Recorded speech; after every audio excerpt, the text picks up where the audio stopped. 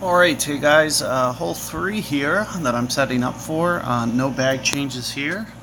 So everything that you've seen me do thus far still applies.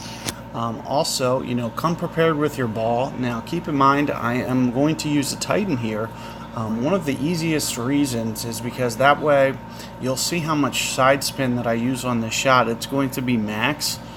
And since I'm using max side spin, it's going to be easier and faster to just jam that spin all the way over towards the left and just pull down. I'm going to pull down roughly about 1.5 backspin or so. But it's going to be a lot easier if I can just jam it straight over towards the left immediately and then just, kind of tweak just how much downspin that I get. So you're going to see me use Titan as opposed to Katana just for that extra speed factor. So here you can see we're just going to go full, and in terms of my backspin, you're going to see, as I mentioned in vid, that I want to make sure that I'm doing, you can see what I'm doing with my ball guide, just kind of tweaking it a little bit.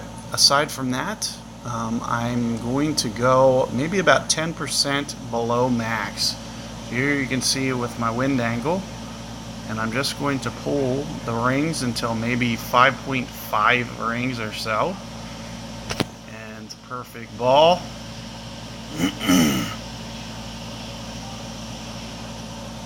And you can see I'm taking the backstop there and just missing. So you just gotta really try to tweak that ball guide more than anything. But you can see with the way that I go about setting that power, that it's just very fast and quick to do the action.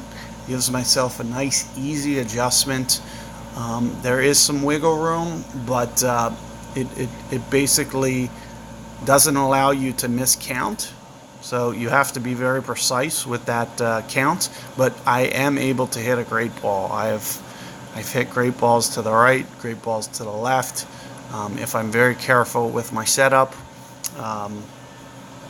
then I will still be okay. And as you can see for this video, gives you a very good opportunity for ace. And like I said, putting the Titan on here, it's really not about the distance. It's more about just having a speedy adjustment. So another thing you could do is a Quasar, but you're just going to have to play 1 extra mile per hour. So, well, 0.6 miles per hour. You're not going to need it for the distance factor unless you don't have a developed enough sniper. So, as long as you have 1.5 backspin or more, you're able to go for that shot, and which is very early on. I'm thinking sniper 3. That'll be a doable shot with a sniper 3. So let's just take a look at this shootout here, just for a little bonus. What I usually do, especially in tour play, is I'll do the rough bump. Is what I've been messing around with. It's very consistent compared to what it used to be. So I do really like this shot. In fact, here you can see my opponent using maybe the top of the hill.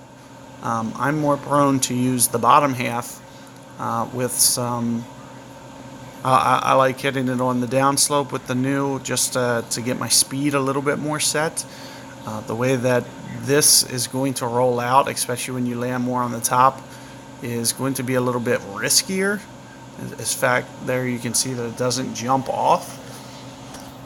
Whereas when I land on the bottom half, in my experience, like say right in here, that it just kind of ricochets off the hill. And here you can see what I'm doing with my setup. Very max on my setup. Maybe right in here. And I also go very max with my ring adjustment, so let's see if I can get that.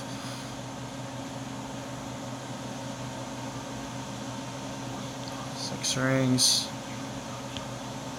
Just maybe about 10% extra here.